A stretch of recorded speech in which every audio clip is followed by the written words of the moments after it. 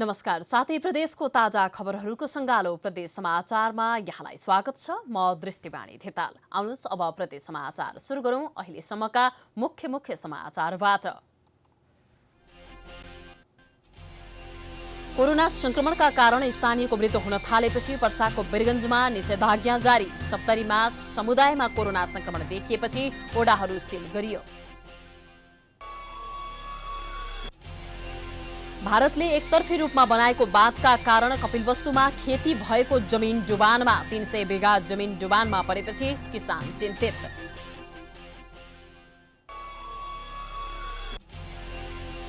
विभिन्न पुर्खौली पेसा लोप हुँदै गएको अवस्थामा मोरङका युवाहरूले पुर्खौली पेसालाई व्यावसायिकता दिँदै नक्कली सामग्रीले बजार लिन मार परेको युवाहरूको गुनासो। र केरा खेतीबाट राम्रो आम्दानी भएपछि रूपन्देहीका किसानहरू व्यावसायिक केरा खेतीतर्फ आकर्षित। भारतबाट सस्तोमा केरा आयात भएपछि बजारको चुनौती।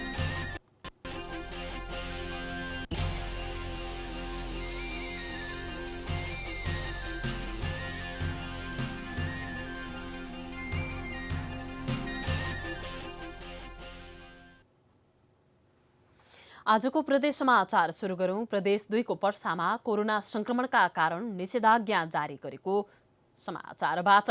कोरोना संक्रमणका कारण स्थानीयको मृत्यु हुन थालेपछि पर्साको वीरगञ्जमा निषेधाज्ञा जारी गरिएको छ।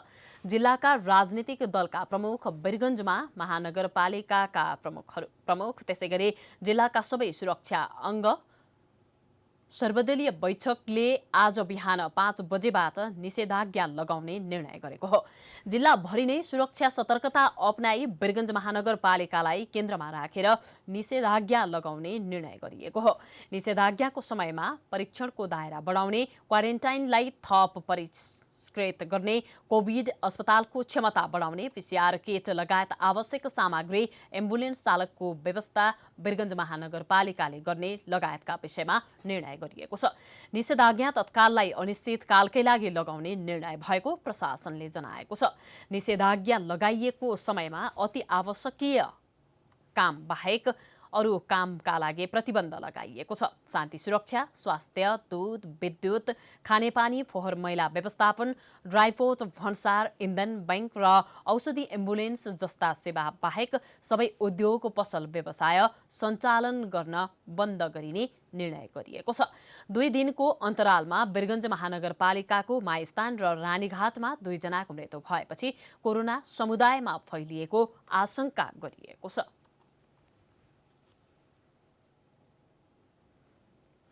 अब लागौं प्रदेश 2 को सप्तरीको राजविराजमा कोरोना संक्रमणका कारण ओडाहरू सील गरिएको सम्बन्धी प्रसङ्गतर्फ।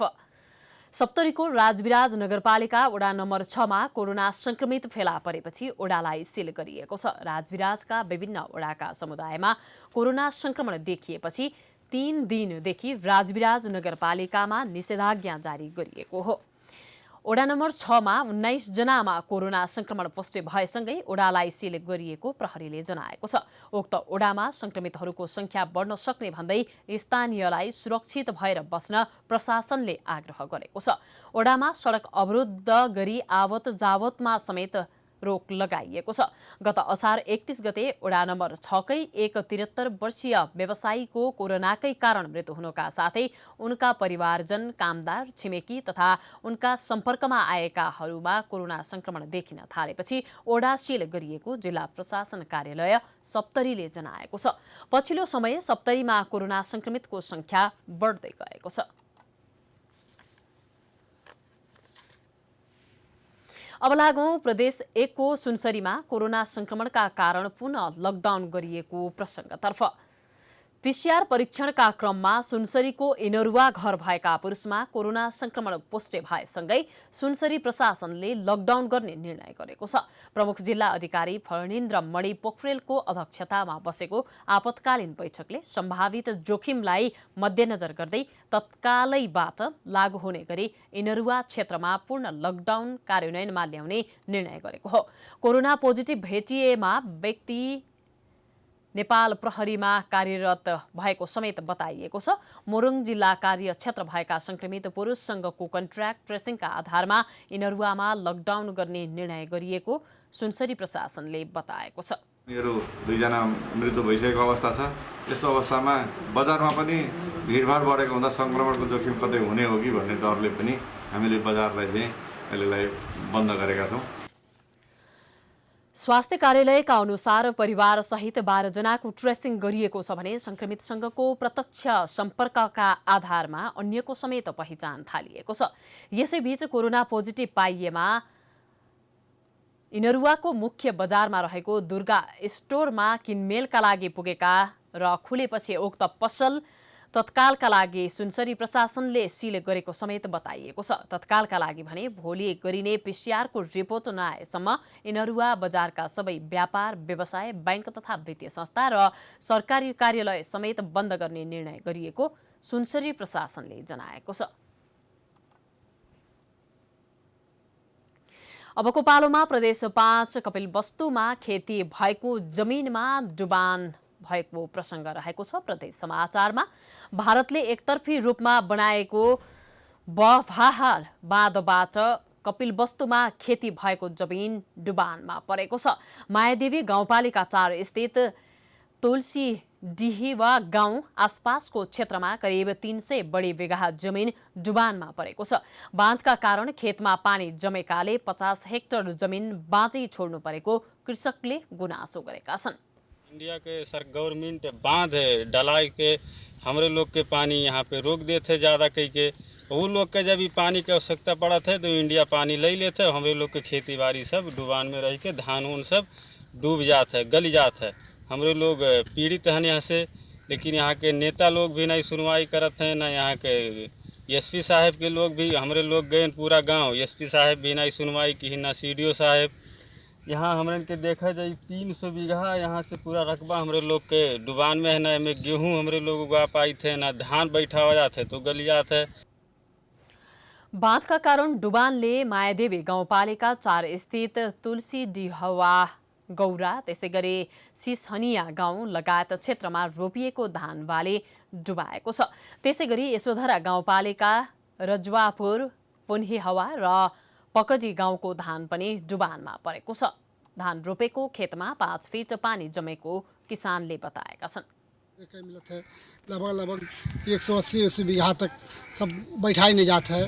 उसके बाद में जो बैठावा जाता है वो सब इंडिया के मछली पालन के यहाँ सब ला के छोड़ देते, पानी आवा था वो खा लेती। वो थोड़ा घना हम लोग को बहुत बड़ा हम के समस्या है। और ये कोनो व्यवस्था जो पानी के हो जात तो हमारे लिए बहुत अच्छा रहा।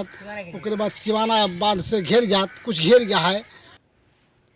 भारतीय पक्षले हिउँदमा बाँधको ढोका खोल्ने र वर्षायाममा बन्द गर्ने गरेका कारण नेपाली भूमि डुबानमा पर्दै आएको छ। ढोका खोल्नका लागि किसानहरूले गेट खोल्ने कर्मचारीलाई रकम र अन्नपात दिँदै आएका छन्। अब लागौं सुदूरपश्चिम प्रदेशको कञ्चनपुरमा राणा थारू समुदायले तीज पर्व मनाएको सम्बन्धी प्रसङ्गतर्फ। सामान्यतया नेपाली हिन्दू महिलाले तीज पर्व भदौको तृतीया पक्षमा मनाउने गर्दछन्, तर कञ्चनपुर र कैलालीमा बसोबास गर्दै आएका राणा थारू समुदायका महिलाहरूले साउन महिनामै तीज पर्व मनाउने गर्दछन्। राणा थारू समुदायले पर्वको अवसरमा अन्य समुदायसँग समेत शुभकामना आदान प्रदान गरी यो पर्व मनाएका छन्। हरेक वर्ष श्रावण शुक्ल पक्षको तृतीया तिथिका दिन राणा थारू समुदायले तीज पर्व मनाउने गर्दछन्। राणा थारू समुदायले तीज पर्वलाई दिदीबहिनी र दाजुभाइको आत्मीयता बढाउने पर्वका रूपमा लिने गरेका छन्। बिहानैदेखि दाजुभाइहरूको दीर्घायुको कामना गर्दै व्रत बस्ने र दिउँसो नदी तलाउ किनारमा गएर पूजाआजा गर्दै व्रत विसर्जन गरेर मात्रै खाना खाने गर्दछन्। विशेष गरी हाम्रो यो तीज पर्व तिहार चाहिँ हाम्रो यो साउन महिनामै हुन्छ। यो साउन महिनामा हुन्छ। यसमा हामी दिदीबहिनीहरू आफ्नो दाजुभाइका लागि दीर्घायुको लागि व्रत बस्छौँ। तीज पर्वको अवसरमा दाजुभाइले दिदीबहिनीहरूका लागि पिङ हाल्ने चलन रहेको छ। दिदीबहिनीहरूले बिस्तारै पिङ खेल्दै माङ्गलिक गीतहरू गाउने गर्दछन्। पिङलाई राणाथारू भाषामा डोला भन्ने गरिन्छ। दिदीबहिनीले पानी समेत नपिएर निराहार व्रत बसी दाजुभाइको सबैको दीर्घायुको कामना गरी प्रसादका रूपमा परम्परागत पकवान सिमही, पितौरा, पुरी, गुलगुला बनाउने गर्दछन्। रानाथारू समुदायमा पर्वका दिन व्रत बसेका विवाहित महिलाहरूले दुबो वा अन्य नदी किनारमा पाइने घाँसमा 7वटा गाँठा पार्ने र अविवाहित महिलाहरूले 5वटा गाँठा पारेर पूजा गर्ने चलन रहेको छ। अविवाहितले चाहिँ 5वटा बाँध्नुपर्छ। हाम्रो रानाथारू समुदायमा चाहिँ विशेष गरेर महिलाहरू चाहिँ आफ्नो दाजुभाइ भतिजोहरूको लागि चाहिँ व्रत बस्छन्। उनीहरूको चाहिँ आयुको कामना गर्छ। हाम्रो चाहिँ देवी देवता भन्दा नि हाम्रो सायद यो प्राकृतिक नै हो। प्राकृतिक रूपमा चाहिँ हामी पूजा गर्छौँ। कुलदेवता हाम्रो आफ्नै कुलदेवता हुन्छ, त्यही अनुसार चाहिँ हामी पूजा गर्छौँ। रानाथारू समुदाय अलग्गै सूचीकृत र भाषा आयोगमा समेत रानाथारू भाषाले स्थान पाइसकेको छ, जसले गर्दा रानाथारू समुदायको मौलिक कला, संस्कृति र वेशभूषालाई संरक्षण गर्न मद्दत पुग्ने बेतकुट नगरपालिकाका प्रमुख अशोक कुमार चन्दको भनाइ छ। यो समुदायका धेरै मौलिक खालका संस्कृति परम्पराहरू छन्। ती परम्पराहरूलाई संरक्षण गर्ने, जेगर्ना गर्ने उद्देश्यले आजको यो कार्यक्रम पनि गरेको छ र यो कार्यक्रममा अझ आगामी दिनमा अझ राम्रो किसिमले गर्ने योजना उहाँहरूको रहेको छ। यसमा बेतकुट नगरपालिकाको तर्फबाट पनि हामीले पहिलादेखि नै भन्दै आएका छौँ, आदिवासी जनजाति दिवसको दिन र खास गरी यो साउने तीज रानाथारू समुदायलाई बिदा दिने कुराहरू र त्यसै गरेर होली पर्वमा बिदा दिने कुराहरूमा बेतकुट नगरपालिकाको नगरसभाले निर्णय पनि गरेको छ। साउन महिनामा रानाथारू समुदायले मनाउने तीजका गीतहरू लोप हुने अवस्थामा पुगेपछि युवाहरूलाई संस्कृति जोगाउनका लागि प्रेरित गर्न र परम्परागत पहिरन समेतको लोक संस्कृति जगेर्ना गर्न बेतकुट नगरपालिका 6 नम्बर वडाले 1 लाख बजेट समेत छुट्याएको छ। मैले आफ्नो संस्कृति बचाऊ भनेर फेरि मैले वडाबाट 1 लाख रुपियाँ यसपालि हालेको छु। त्यो 1 लाखमा जति पोसाक बन्यो भने 15 बनोस् 20 बनोस् मैले हालेको छु वडाबाट। मैले यो हाम्रो यो संस्कृति नहरोस् भनेर हाम्रो पहिलादेखि हजुरको यो चलेको आएको हामी चाहिँ नि संस्कृति बचाउन लागि धेरै हामीले जुगाएका छौँ। फेरि हाम्रो यो संस्कृति पोहोर साल गरेको हो। हामीले धेरै साल कुदे चाहिँ नि केन्द्रमा गएपछि पुराना परम्परागत लोक संस्कृति हराउँदै गएका बेला कञ्चनपुर र कैलालीमा मात्रै बसोबास गर्दै आएका सूचीकृत जातिमा पर्ने रानाथारू समुदायका परम्परागत वेशभूषा र रीतिरिवाज संरक्षणका लागि राज्यको ध्यान जान जरुर देखिन्छ। प्राइम टाइम्स टेलिभिजनका लागि कञ्चनपुरबाट दुलीराज पन्तको रिपोर्ट। प्रदेश समाचारमा पालो भएको छ विश्रामको।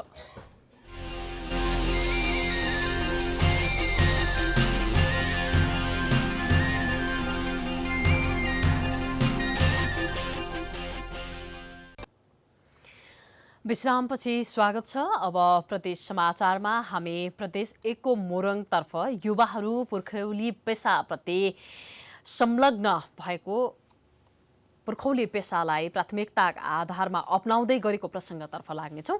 पछिल्लो समय कृषकलाई आवश्यक पर्ने कृषि औजार निर्माण गर्ने मानिसहरू निकै कम पाइन्छन्।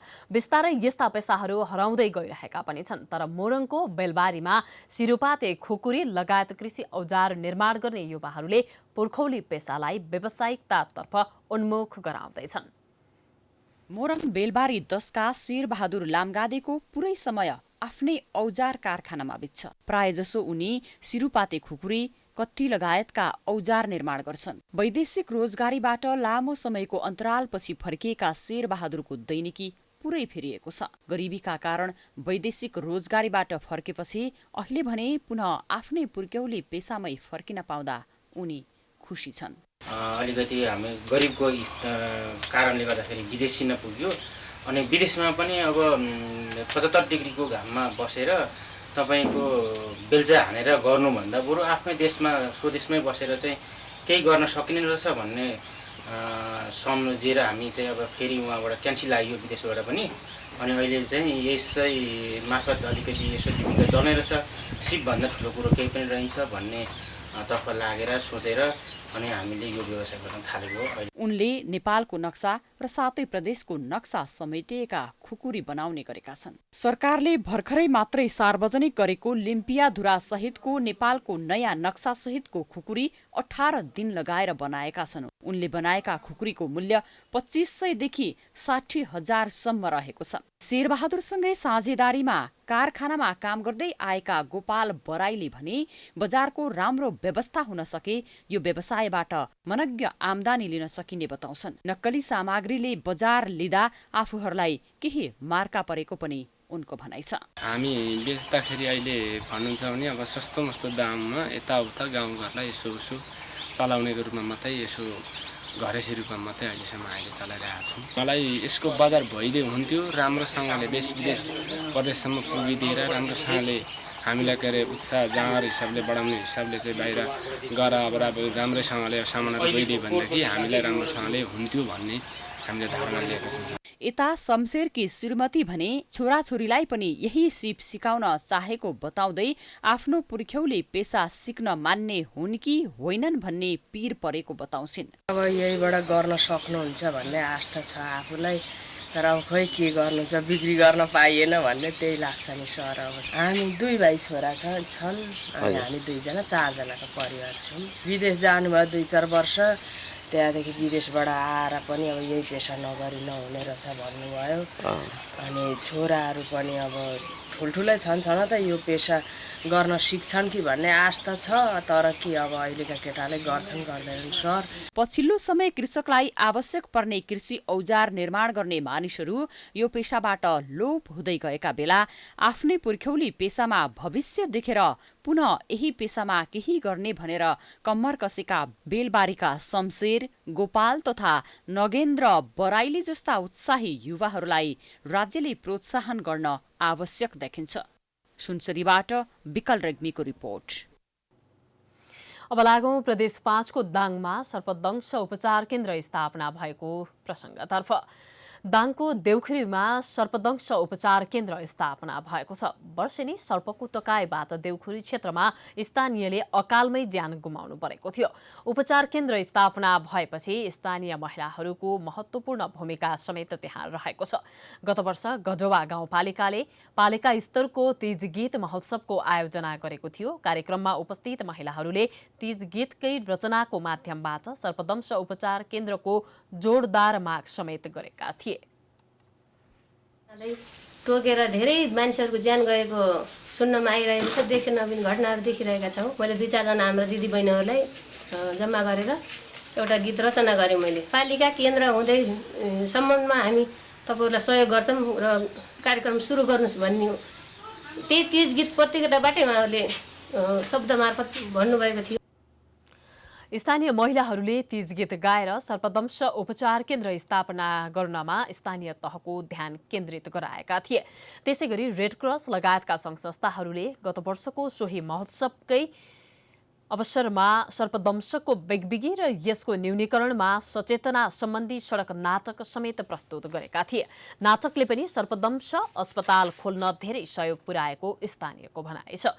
महिला दिदीबहिनीहरूको तीज गीतले गडवा गाउँपालिकाका अध्यक्ष सहजराम यादवले आफ्नो मन छोएको समेत बताएका छन्। अध्यक्ष यादवले सोही कार्यक्रममै विभिन्न सङ्घ संस्थासँग समन्वय गरेर यस वर्ष सर्पदंश उपचार केन्द्र स्थापना गर्ने प्रतिबद्धता व्यक्त गरेका थिए।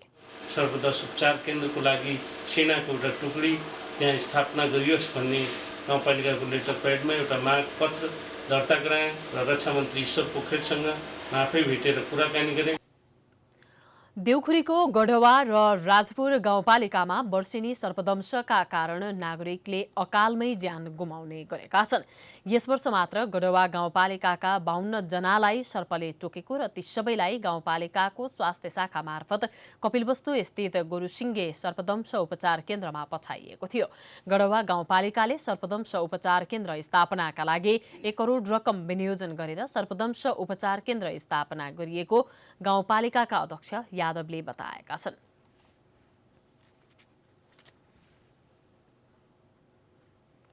अब लागौं प्रदेश 1 को झापामा पीसीआर मेसिन राख्नेमा विवाद भएको प्रसङ्गतर्फ।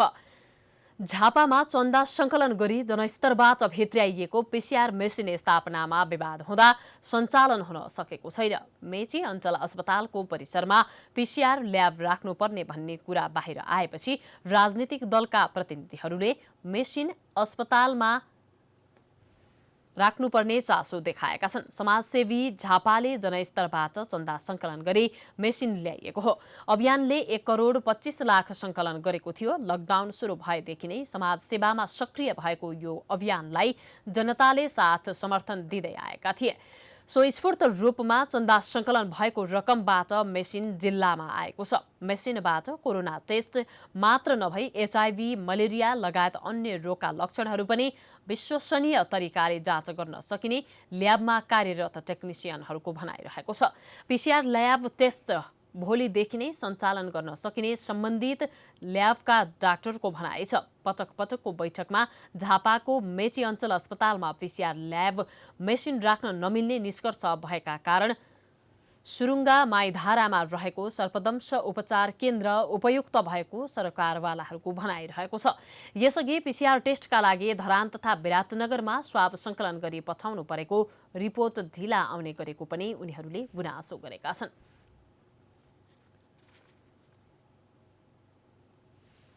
अन्तमा प्रदेश 5 रूपन्देहीमा व्यावसायिक केरा खेती गरिएको प्रसङ्ग रहेको छ। हामीसँग प्रदेश समाचारमा केरा खेतीका लागि उर्वर भूमि मानिएको रूपन्देहीको मायादेवी गाउँपालिका र सियारी गाउँपालिकाका कृषकहरूले करिब 20 वर्षदेखि केरा खेती गर्दै आएका छन्। केरा खेतीबाट राम्रो आम्दानी हुने भएपछि परम्परागत कृषि गर्दै आएका किसानहरू केरा खेतीतर्फ आकर्षित भएका थिए। तर भारतबाट आयात भएको केरासँग प्रतिस्पर्धा गर्न नसक्दा किसानहरू मारमा परेका छन्। पाएको कारण रूपन्देहीको मायादेवी गाउँपालिका र सियारी गाउँपालिकाका करिब 250 जना किसानहरू व्यावसायिक केरा खेती गर्दै आएका छन्। केरा खेतीबाट नै किसानहरूले राम्रो आम्दानी गर्दै आएका छन्।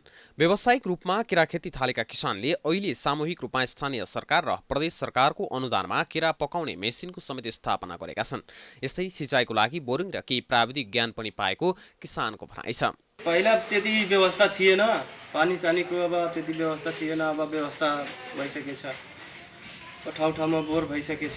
तर पछिल्लो समय केरा खेती गर्ने किसानहरूले समयमा मल नपाउँदा र बिचौलियाका कारण बजार नपाएको गुनासो गर्दै आएका छन्।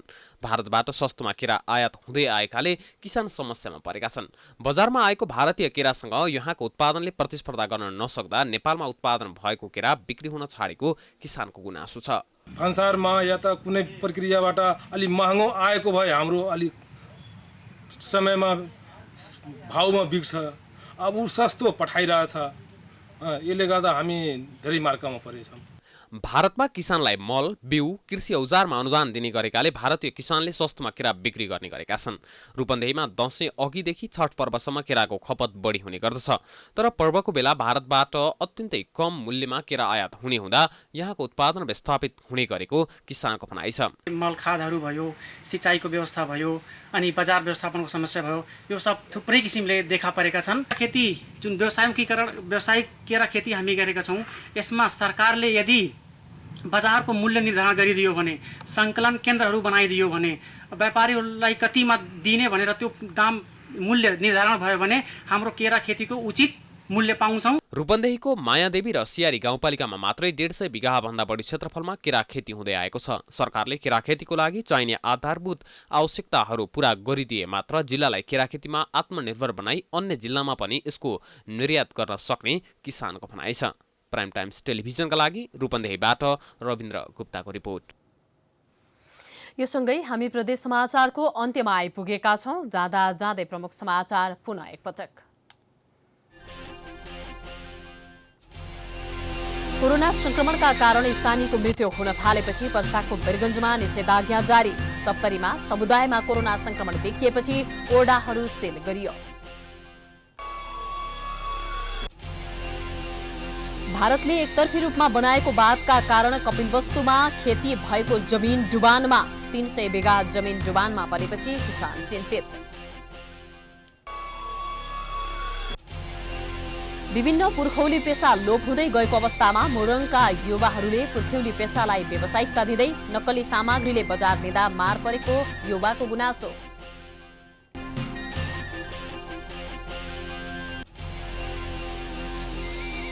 र केरा खेतीबाट राम्रो आम्दानी भएपछि रूपन्देहीका किसानहरू व्यावसायिक केरा खेतीतर्फ आकर्षित। भारतबाट सस्तोमा केरा आयात भएपछि बजारको चुनौती।